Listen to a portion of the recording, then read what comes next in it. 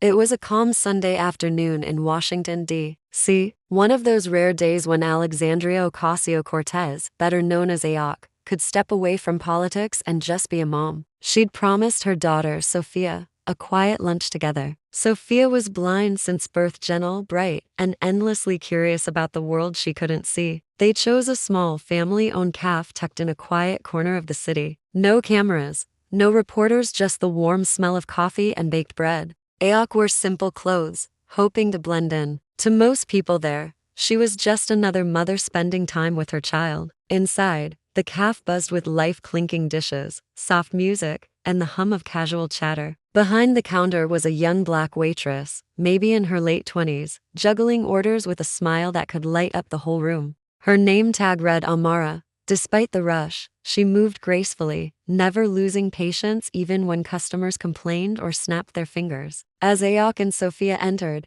AOC guided her daughter carefully through the maze of tables. But before they could reach their seat, someone accidentally bumped Sophia, almost making her drop her cane. Before AOC could react, Amara rushed over. "Oh, sweetie, I've got you," she said softly, kneeling down beside the girl. Her voice was warm and protective. She gently picked up Sophia's cane and brushed the dust off. "Don't worry, baby. You're safe here." AOC froze for a moment, watching the scene unfold, a stranger showing more care than most people ever did. But just as the moment settled, a man sitting nearby scoffed loud enough for everyone to hear. "Huh? Playing the hero again, huh? Some people just love the attention." The comment was sharp, dripping with sarcasm and prejudice. Amara paused, her smile fading slightly. She stood up straight but said nothing, refusing to give in to his bitterness. AOC's eyes narrowed. She hadn't planned to get involved, but what she saw next would change the entire mood of the cafe. What happened next left even AOC speechless. For a moment, silence filled the cafe. You could hear the faint clink of a spoon against a coffee cup, the hiss of the espresso machine, and that man's voice still echoing in everyone's head. Amara, the waitress, took a quiet breath and turned toward him. "Sir," she said softly, "she's a child. She just needed a hand." But the man, mid-40s, business suit, expensive watch, leaned back in his chair, smirking. "Yeah, sure. Always playing the victim card. You people love attention." A murmur went through the cafe. One woman gasped. Another looked down uncomfortably. AOC's jaw tightened. She could feel her daughter's small hand trembling against hers. Sophia whispered, "Mom, did I do something wrong?" AOC knelt beside her. "No, baby," she said gently, "you didn't. Some people just forget how to be kind." Amara turned away from the man and focused on Sophia again. "Hey, sweetheart," she said, kneeling beside her, "you didn't do anything wrong. You're brave, and you're safe, okay?" Sophia smiled faintly and nodded. That simple act, kindness in the face of cruelty, made something stir in the room. But the man wasn't done. "Look, I'm just saying," he continued loudly, "if everyone did their job instead of making scenes, maybe this place would run smoother." The manager peeked out from the back, clearly nervous. A few customers pretended not to notice what was happening. Others started recording quietly on their phones. Amara straightened her apron. "Sir, if you have a problem with how I do my job, you can speak to my manager. But please don't talk about people that way, especially in front of a child." The man chuckled and raised his voice. "Oh, I see. Now you're giving me rules? Who do you think you are?" AOC finally spoke, her tone calm but firm. "She's someone showing more decency than you have all afternoon." The man turned, his face twisting with irritation. "And who asked you, lady? You one of those activists always looking for drama?" AOC held his gaze. "No, I'm a mother who just watched a good person defend my daughter." For a second, the man hesitated. Her voice carried authority even without shouting. "Still," he scoffed again and muttered, "figures." Amara stepped slightly in front of AOC and Sophia, instinctively protective. "Ma'am, you don't need to say anything," she whispered. "I got this." Her courage was striking, not loud, not angry, just steady. The kind of strength that doesn't seek applause. The man rolled his eyes. "You got this? Please. You should be grateful you even have a job. Instead, you're embarrassing yourself in front of everyone." Someone near the counter muttered, "Man, give it a rest." Another said quietly, "She's doing the right thing." AOC looked around, watching how the crowd reacted, half afraid, half inspired. Nobody wanted to cause trouble, but nobody wanted to see injustice either. Then Aok noticed something powerful. Sophia was gripping Amara's hand. The blind girl couldn't see the tension, but she could feel it, and she had chosen who to trust. Amara looked down at her, her voice barely above a whisper. "It's okay, honey. Sometimes people speak before they think." The man laughed mockingly. "Oh, that's cute. Playing saint now?" But Amara didn't respond. Instead, she guided Sophia gently to a chair. "Let's get you seated, sweetheart. I'll bring you some water." Aok watched in silence. There was something about Amara's presence, a quiet, moral authority that no uniform or title could give. When Amara returned with water, she placed it on the table and smiled at Sophia. "Here you go, baby." Sophia smiled. "Thank you. You sound like my teacher. She says kindness makes you strong." Amara laughed softly. "Your teacher's a smart woman." The crowd's softened smiles returned, eyes turned away from the man. But he wasn't ready to back down. He muttered something under his breath, another insult, and a few people glared at him. That was when Aok noticed several customers had their phones out. Some were whispering, "Isn't that Aok?" Others were simply recording what was happening. Still, Aok stayed quiet. She wanted to see how far this would go and how the waitress would handle it. Amara, sensing the moment, looked around the room and then back at the man. "Sir," she said clearly this time, "I don't care who you are or what you think about me, but no one, and I mean no one, gets to talk to a child like that in front of me." Her voice echoed. You could feel the air shift from fear to respect. The man looked around, realizing everyone was watching. He mumbled something and looked away. Sophia whispered, "Mom, she sounds brave." Aok smiled softly. "She is, honey. She really is." The manager finally stepped out, apologizing to everyone and offering free coffee to calm the tension. Amara simply went back to work, steady, unshaken. Aok watched her closely, admiration in her eyes. She hadn't said her name yet, but Aok would remember that face forever. That's when Sophia leaned toward her mother and whispered, "Mom, I think I can feel her smile." Aok blinked back tears. "Me too, sweetheart. Me too." In that moment, Aok realized this waitress hadn't just protected her daughter. She had reminded everyone in that cafe what courage truly looks like. Would you step in if you saw someone defending a child like this? Comment below and tell me which city or country you're watching from. But the story wasn't over yet, because the next few minutes would change everything. The real confrontation was still to come. The cafe had gone quiet again. The man sat stiffly in his chair, pretending to scroll through his phone, while everyone else tried to return to normal, but no one really could. The energy in the room had changed. Amara carried on with her work, taking orders and refilling coffee cups, but Aok could see her hands trembling slightly when she set down the plates. She was holding herself together through sheer willpower. Sophia sipped her water, tracing her fingers along the rim of the glass. "Mom," she whispered, "is she okay?" Aok leaned closer. "She's strong," she said. "Sometimes strong people shake a little too." The man gave a loud sigh from his table, muttering, "Ridiculous. I just wanted lunch, not a social lecture." His voice carried enough for everyone to hear. Aok looked up, but before she could speak, Amara turned toward him. "Sir, I can serve you your lunch quietly," she said, "but I won't stand by if you disrespect people again, especially a child." He smirked. "Oh, here we go again. You think standing up for people makes you some kind of hero?" Amara took a slow breath. "No, sir," she replied. "It just makes me human."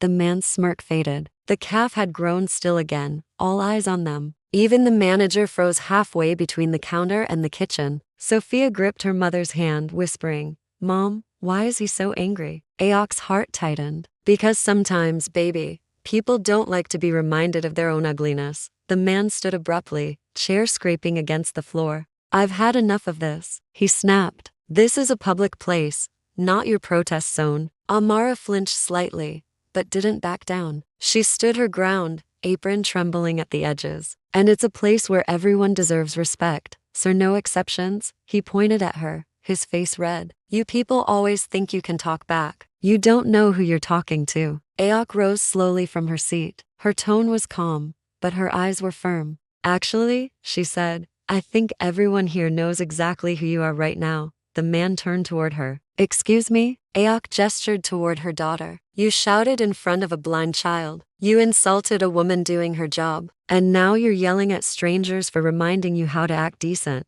The man blinked, not recognizing her yet. "Lady, stay out of this." Amara stepped forward again, positioning herself slightly in front of Ayok and Sophia, like a shield. "Sir, please," she said, her voice shaking. "You're scaring people." Her words carried a trembling strength, the kind that comes from exhaustion, not weakness. "Scaring?" he scoffed. "You think I'm scary? You haven't seen scary yet."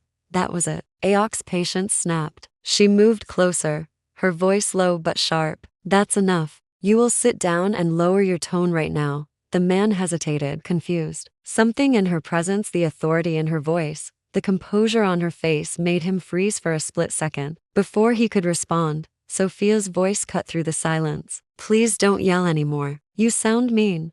The man's shoulders dropped slightly. The innocence in that small voice struck deeper than any argument could. Amara knelt beside Sophia, gently rubbing her shoulder. "It's okay, sweetheart. You did nothing wrong." Tears welled in Ayok's eyes. Watching the waitress comfort her daughter, a stranger showing that kind of love, hit her harder than anything else. The man muttered something under his breath and turned toward the counter. "I want my check. I'm done here." The manager rushed forward, whispering apologies, clearly desperate to de-escalate. Amara stayed beside Sophia until the man finally stormed out, slamming the door behind him. The calf exhaled like everyone had been holding their breath at once. Ayok placed a hand on Amara's shoulder. "Thank you," she said quietly. "You didn't have to do that, but you did." Amara smiled faintly. "Ma'am, no one should talk to a child that way. Not on my watch." "You were brave," Ayok said softly. "Braver than most people would be." Amara shook her head. "No, I was just tired of pretending it's okay."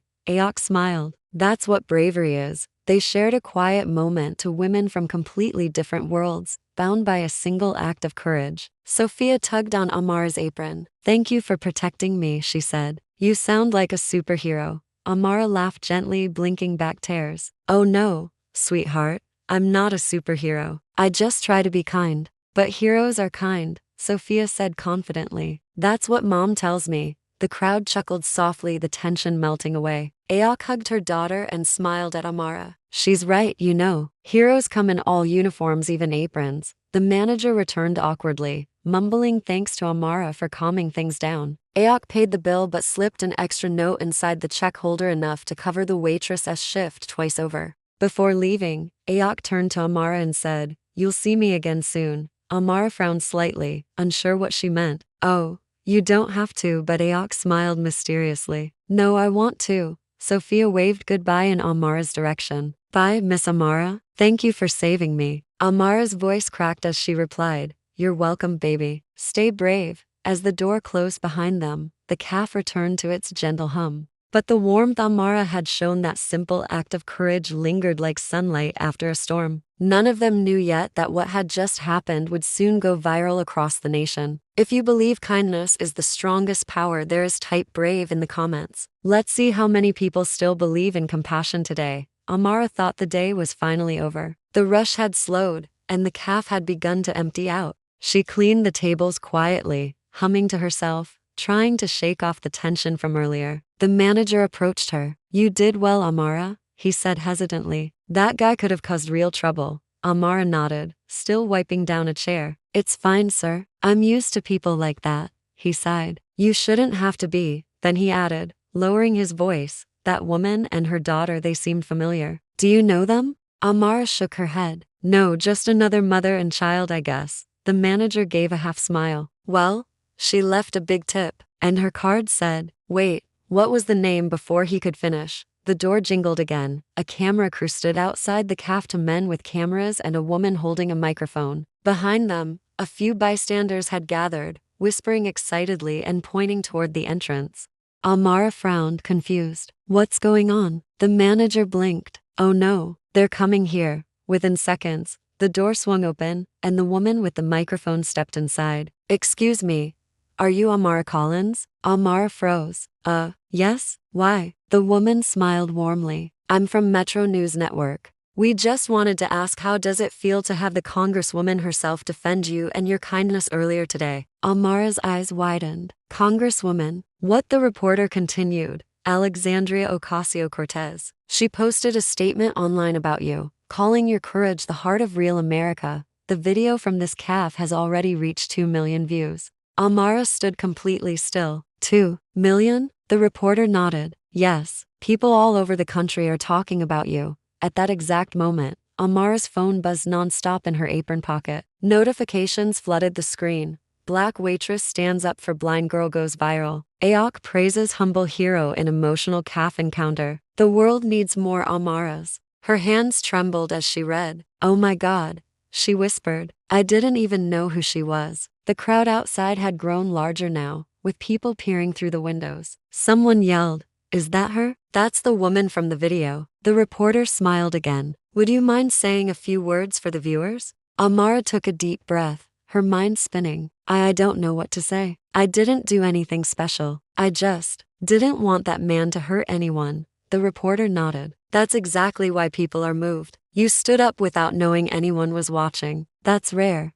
Amara blinked back tears. I didn't do it for attention. I just did what felt right. At that moment, a sleek black car pulled up in front of the caf. The door opened and out stepped AOC herself, wearing the same red suit from earlier. The crowd gasped and began to record again. Amara froze in disbelief. AOC walked in with calm confidence, smiling as she approached the counter. I told you I'd see you again, she said softly. Amara's eyes welled up. You're really her? AOC nodded. Just a mom who's grateful you stood up for her child. The reporter stepped back respectfully, giving them space. I didn't even know Amara started. AOC shook her head. That's what made it real. You didn't protect us because of who I am, you did it because it was right. And that's what the world needs to see more of. The manager came forward nervously. Ma'am, this is incredible. The story's everywhere. AOC smiled kindly. It's not my story, it's hers. She turned back to Amara. Do you know how rare it is for someone to risk their peace to defend a stranger? Amara lowered her gaze. I just couldn't stay quiet. AOC gently took her hand. You didn't just speak up, you reminded people what decency looks like. That's why I shared it. Outside, the crowd cheered softly, some chanting Amara's name. Tears rolled down her cheeks as she whispered, I just wanted to help a little girl. And you did, AOC replied. You helped the whole world see that kindness still exists. Sophia peeked from behind AOC, smiling shyly. Hi, Miss Amara. Amara's face lit up instantly. Hi, sweetheart. You okay? Sophia nodded. I'm okay now. You were so brave. The little girl reached out her hand. Amara knelt and let Sophia touch her face gently, recognizing her smile through touch. You feel nice, Sophia giggled. Everyone watching melted at the sight. Cameras clicked, capturing the moment the congresswoman, her daughter, and the waitress united in quiet grace. AOC stood again, turning to the reporters. You all want a headline? She said. Here it is. Courage isn't about power, it's about heart. Then she looked at Amara. And you've got more heart than most of us in Congress. The caf erupted in soft laughter and applause. Amara smiled shyly, brushing away tears. Thank you. I don't even know what to say. Just keep being yourself, AOC said. The world's watching and it's learning. Sophia tugged at her mom's sleeve. Can we come back here again? AOC smiled. Absolutely. But next time, lunch is on me. The crowd laughed and cheered again. Reporters started broadcasting live, and within minutes, the internet exploded with hashtags. Amara sat down after they left, overwhelmed but glowing. Her coworkers gathered around her, showing the video already trending on every platform. She stared at the screen, her face on the news. Her simple act of kindness replayed millions of times. And in that moment, she realized something profound. Sometimes, the smallest act of courage can ripple farther than you ever imagine. If you believe one act of kindness can change the world, drop in the comments and share this video with someone who needs hope today. That night, Amara barely slept. Her phone wouldn't stop buzzing, calls from unknown numbers, interview requests, and thousands of messages from strangers all over the world. Her social media, which had once been a quiet corner of personal posts and a few selfies, had turned into a flood of love and support. People from everywhere, Kenya, Brazil, the Philippines, France, were commenting under her latest photo. You inspired me today. We need more people like you. Respect from London. Greetings from Manila, you made us proud. Amara scrolled, overwhelmed. This can't be real, she whispered, covering her mouth. Her best friend, Tasha, called at dawn. Girl, you're on Good Morning America. What? Amara said, sitting up straight in bed. Turn on your TV now. Amara grabbed the remote, and sure enough, there she was on the screen. A clip of her protecting Sophia played, followed by AOC's speech from the CAF. The anchors called her the woman who reminded the nation what humanity looks like.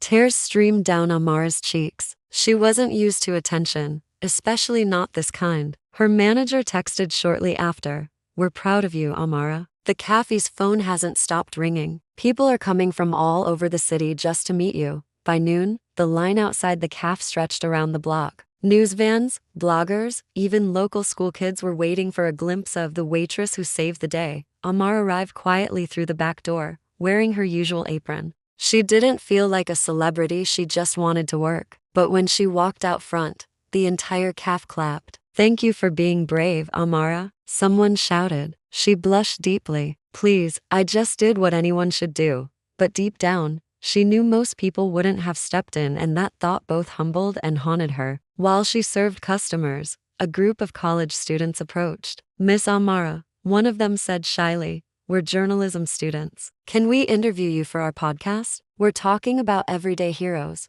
Amara smiled softly. "Everyday heroes? That's too big a word for me, but sure, I'll talk." As the students set up their recorder, she spoke honestly. "You don't have to be famous or powerful to do the right thing. You just have to be human. That's all I did." Her words spread just as fast as the original video. Clips of her interview hit social media, and soon #AmaraSpeaks began trending. That evening, as Amara was closing up, her manager approached her again, this time with a letter. "This came for you," he said, handing her an envelope with the official seal of Congress. Her heart skipped. "Is this?" He nodded. "It's from her." Amara slowly opened the envelope. Inside was a handwritten note on elegant stationery. "Dear Amara, I wanted to thank you personally for your courage and kindness. You reminded everyone, including me, that real leadership starts with compassion. You said you were just doing your job, but what you did was so much more. If you're willing, I'd love to invite you and your family to Washington next week to speak at a youth empowerment event I am hosting. Your story deserves to be heard. With gratitude and respect,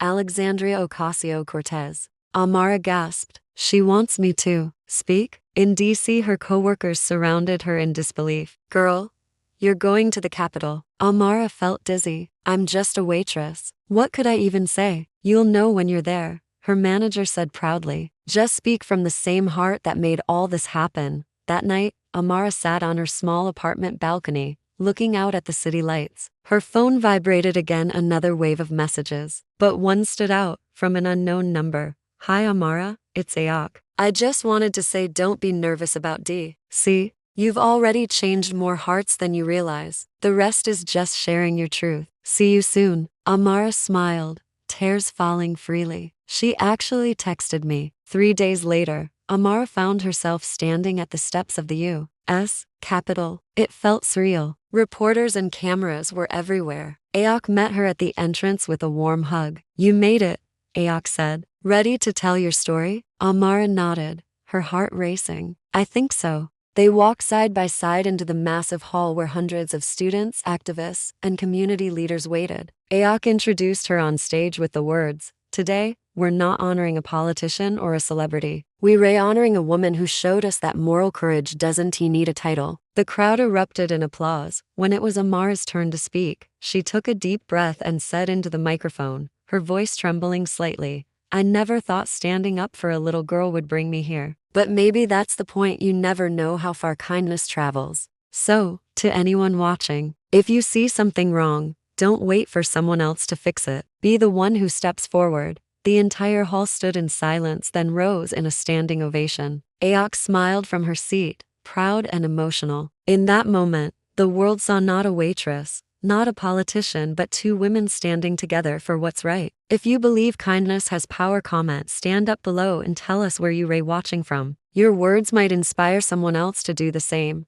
The applause at the Capitol still echoed in Amara's ears long after the event ended. She sat backstage, hands trembling, heart still racing from the adrenaline of it all. For the first time in her life, She had stood before a crowd and every word had come straight from her soul. People approached her one after another, reporters, educators, and even lawmakers, just to shake her hand. Some thanked her. Others told her her story had made them rethink how they treated others. But one moment stood out. A young girl, no older than 10, approached shyly, clutching a white cane. Her mother guided her toward Amara. "Hi," the girl whispered. "I saw your video. I'm blind too. You made me feel strong." Amara's eyes filled instantly. She knelt down to the girl's level. "You are strong, sweetheart. Never let anyone tell you otherwise." The girl smiled. "You sound just like my hero." "Who's that?" Amara asked. The little girl pointed toward the side of the stage where Ayok was standing, smiling warmly at the two of them. Amara looked over, her heart swelling. "She's my hero too," she said softly. The mother took Amara's hand, her voice shaking. "Thank you for being who you are. You have no idea how much hope you've given people like us." As they walked away, Ayok approached. "You handled that beautifully," she said quietly. Amara laughed nervously. "I'm still shaking. My knees might give out any second." "You were perfect," Ayok said. "You didn't just give a speech, you gave people permission to believe again." Amara looked at her. "You know, it's funny. When I saw you that first day in the caf, I had no idea who you were. But I could feel something different about you, like you understood." Ayok's expression softened. "That's because I do understand." She motioned for Amara to follow her outside, away from the cameras. The two women stepped into the quiet evening air, the Capitol dome glowing in the distance. "You saw my daughter that day," Ayok said after a pause. "You saw her as a person, not a disability, not a political prop. Just Sophia." Amara nodded gently. "She's an incredible kid." "She is," Ayok agreed, smiling faintly. "But what most people don't know is, I wasn't always as strong as I looked that day. When Sophia first lost her sight, I blamed myself. I thought I'd failed her. I spent months hiding from the world, avoiding the press, even my colleagues. I couldn't face people's pity." Amara listened in silence. "But that day in the caf," Ayok continued, her voice trembling slightly, "you didn't just protect my daughter. You reminded me that she didn't need pity, she needed people who saw her strength. You gave that to her, and you gave it back to me." Amara blinked back tears. "I just did what anyone would have done." Ayok shook her head gently. "No, most people would have stayed quiet. Most people would have looked away. You didn't." For a long moment, they stood together in silence, two women from completely different worlds, connected by a single act of kindness. Then Ayok took out her phone. "Can I show you something?" she asked. Amara nodded. Ayok opened a message, a video that had just gone viral on social media. It showed Amara's speech from earlier that day, subtitled in dozens of languages. Comments poured in from around the world. Millions had viewed it within hours. Schools were already using her speech as a lesson about courage and equality. Amara gasped, covering her mouth. "Oh my God, this is too much." Ayok smiled proudly. "You've started something bigger than either of us." At that moment, a security officer approached Ayok quietly. "Ma'am, CNN is requesting a joint interview, you and Miss Collins. They want to air it tonight." Ayok turned to Amara. "Only if you're comfortable." Amara hesitated, then took a deep breath. "If it helps get the message out, let's do it." Later that evening, they sat side by side in the CNN studio. Bright lights surrounded them, but the atmosphere was calm. The interviewer leaned forward. "Congresswoman Ocasio-Cortez, millions are talking about Amara Collins. What made this story so powerful to you?" Ayok smiled, looking toward Amara. "Because this isn't a story about politics. It's a story about what America can be when we choose empathy over ego." The interviewer turned to Amara. "And you, Amara, how does it feel to be called a hero by one of the most influential women in the country?" Amara smiled humbly. "I don't see myself as a hero. I just see myself as someone who got tired of watching the wrong thing happen. Sometimes courage doesn't roar, it just says, 'Enough.'" The interviewer paused, visibly moved. "That's beautifully said." When the broadcast ended, the two women shared one last hug. Ayok whispered, "You changed more than just my day, Amara. You changed my perspective, and you changed my life." Amara replied. As they stepped out of the studio, the night sky sparkled above the Capitol. Amara looked up and smiled. For the first time, she realized that maybe the world didn't need superheroes and capes, it just needed people who cared enough to act. Have you ever seen someone step up for what's right even when no one was watching? Share that story below and tell us where you're watching from. Your comment might inspire someone else to find their courage. Weeks passed, but the world hadn't stopped talking about Amara Collins. Her cafe, once a small neighborhood spot known only to locals, had become a global symbol of compassion. People traveled from across the country just to eat there, take pictures with her, and share stories of how her courage had inspired them to act with kindness in their own lives. Every morning, Amara arrived early, still wearing her simple apron, still pouring coffee for regulars. She refused to let fame change her. When customers asked how it felt to be famous, she would smile and say, "I'm not famous. I'm just grateful." But something had changed, not in her, but in others. People greeted each other with more warmth. Strangers paid for each other's meals. Kids from local schools wrote letters thanking her for showing them what bravery looks like. One letter in particular made her cry. It was from a boy in Chicago who wrote, "My mom's a waitress too. People treat her badly sometimes. But when I saw your video, I told her she's a hero just like you." Amara kept that note pinned to the cafe's wall. Meanwhile, AOC and Sophia visited often. Sophia, growing more confident each time, loved helping behind the counter. She had memorized the cafe layout perfectly, moving around with ease and laughter. One afternoon, AOC sat with Amara at their favorite corner table. "Do you ever stop to realize what you've done?" AOC asked softly. Amara chuckled. "I made coffee, stood up for a kid, and now the world thinks I'm special. Life's funny that way." AOC shook her head. "You didn't just stand up for a kid, you stood up for humanity. You reminded people that goodness still wins."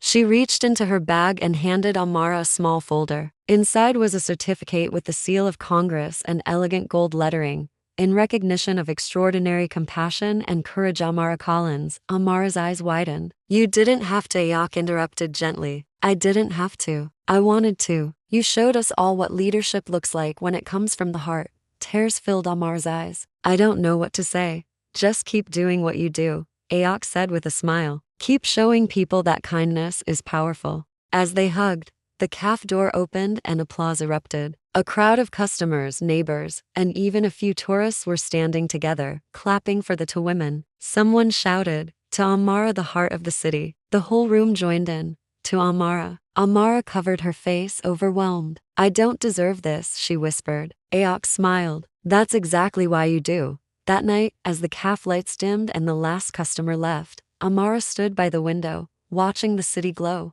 Her story had started as an ordinary day, just a waitress doing her job. But it had become something extraordinary, proof that one small act of courage could ripple across the world. Her phone buzzed again, a message from an unknown number. "Because of you, I spoke up for someone today. Thank you." Amara smiled softly, her heart full. She whispered to herself, "That's all I ever wanted." She looked up at the night sky, remembering Sophia's giggle, AOC's words, and the kindness that had changed everything. And as the stars shimmered above, she whispered one last line, not for the cameras, not for the world, but for herself. Kindness doesn't need witnesses. It just needs courage. If you believe kindness can change the world, type respect in the comments and share this story with someone who needs hope today.